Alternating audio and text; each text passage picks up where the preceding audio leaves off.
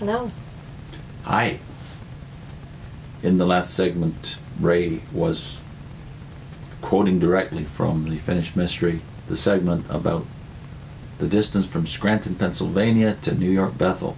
And that somehow fulfilled a prediction that's in Revelation chapter 14 about the 1,200 furlongs that would be the distance that the blood would flow.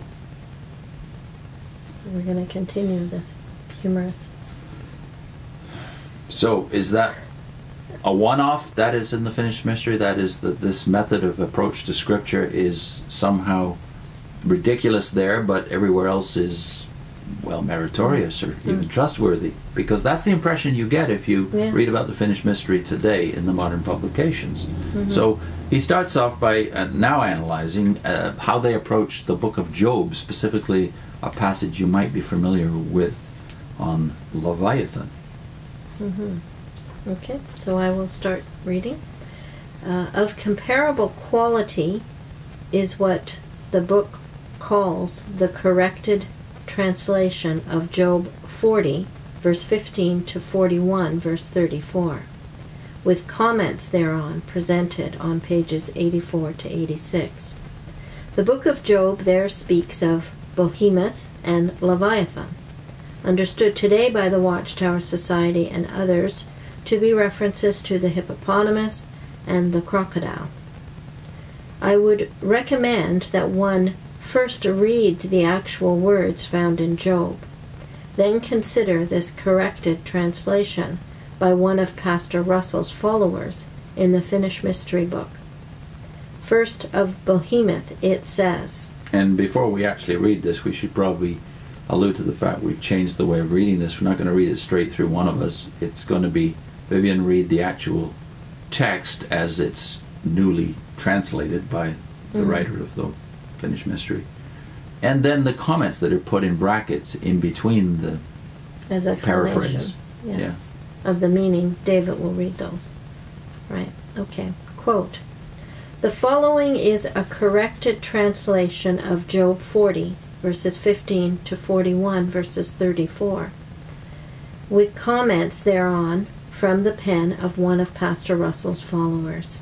Quote, "Behold now, one with great heat, the stationary steam engine, which I have made to be with thee. He will consume fodder, peat, wood, or coal, as do cattle. Behold now, his strength is in his loins, boiler plates, and his power is within the parts bent in a circle, boiler shell, of his belly. His tail, smokestack opposite the feeding end, will set upright with a cedar. The couplings of his leaping parts, connecting rods or pitmans, will be clamped together. His bones are tubes of copper. His solid bones, great bars, are as hammered out bars of iron. He is the greatest of the ways of power. He that made him, the Lord, can make his sword, word, to approach unto, reveal him." And they allude here to Isaiah 27, verses 1 and 2, which is also about Leviathan. "He shall rest under thin shelter, Steam jackets, within a covering of fibrous reeds, jute, and clay. mortar. The willows of the valley, The trees overhead, will enclose him around about. Behold, as a pumping engine, he will drink up an overflowing river without much exertion. He will cause the people to trust, that their cellars will keep dry, though a Jordan should rush forth over its border. He will gather it up in his fountains by means of traps and with a perforated nozzle."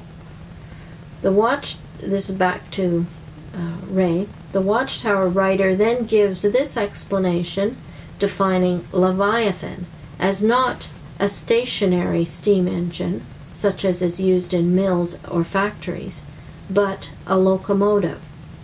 Quote, Thou wilt lengthen out leviathan The locomotive. with a hook, Automatic coupler. or with a snare, Coupling pin. which thou wilt cause his tongue Coupling link. to drop down. Wilt thou not place a ring Piston. in his nostrils, Cylinders. or pierce through his cheeks Piston ends. with a staff? Piston rod. Will he make repeated supplication unto thee? To get off the track. Or will he utter soft tones unto thee? When he screeches with the whistle. Will he make a covenant with thee, that thou mayest take him for a servant forever? Without repairs. Wilt thou play with him as with a bird? Make him whistle at will. Or wilt thou bind Enslave him for thy maidens? so that you can take them to a picnic or convention. Companies Of stockholders. will feast upon him, His earnings. and they will share him among spectators. Or Speculators, yeah. Sorry. Thou wilt fill his skin with pointed irons, Bolts. and his head with a cabin. No, and his head, with a cabin of fishermen. A cab similar to the cabins on fishing vessels. Place thy hand upon him. Be mindful of the conflict, Raging within the boiler. and thou wilt add no further questions. Behold his confidence, Boiler. being deceived, Not properly supplied with water. shall not at once his it shall not at once his mighty form be spread asunder. By an explosion. There is none so bold that he will stir him up, To run at his very highest possible speed.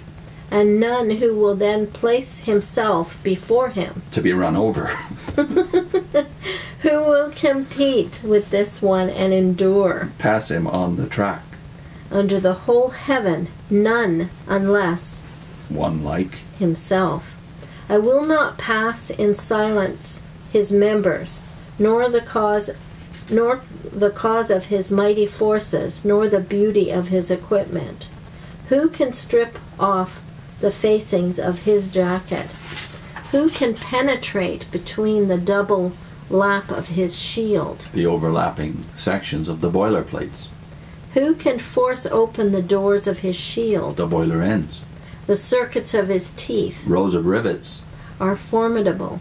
His strength depends on courses of shields, Sections of plates. closed up tightly with a seal. Caulked. They shall join one upon another, so that a hiss of air Steam. shall not escape from between them. One to the other shall adhere.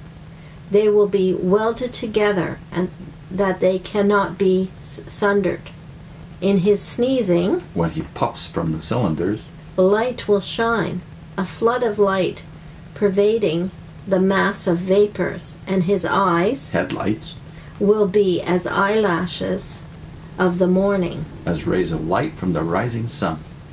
Out of his mouth Fire door. will leap forth flaming torches, and From the smokestack. glowing sparks will slip themselves away. From his nostrils Cylinders. will issue forth vapor as from a boiling pot or cauldron. His inhaling Forced draft. will vivify burning coals, and a flame will leap forth from his mouth. Within his neck abideth strength, and a desolation will dance with joy Become a prosperous community. at his presence. The separable parts of his body are connected together. All will be made fast upon him. Nothing will be shaky. His heart will be indurated, similar to a stone, and will be firm as a piece of the lower. Rocks. When at his full speed, the most courageous will fear. Lest. From accidents they lose themselves. When dryness exalteth him, Or renders him furious. he will not have power to withhold the curved vault Firebox. being caused to tear away, and also the armor. He will esteem iron as straw and brass as rotten wood. The archer cannot make him flee. Missiles of war will be turned unto him as chaff. The strokes of a hammer will be esteemed as chaff. He will rejoice at the poking of the fireman. Hewed or notched timbers of the craftsmen ties are under him.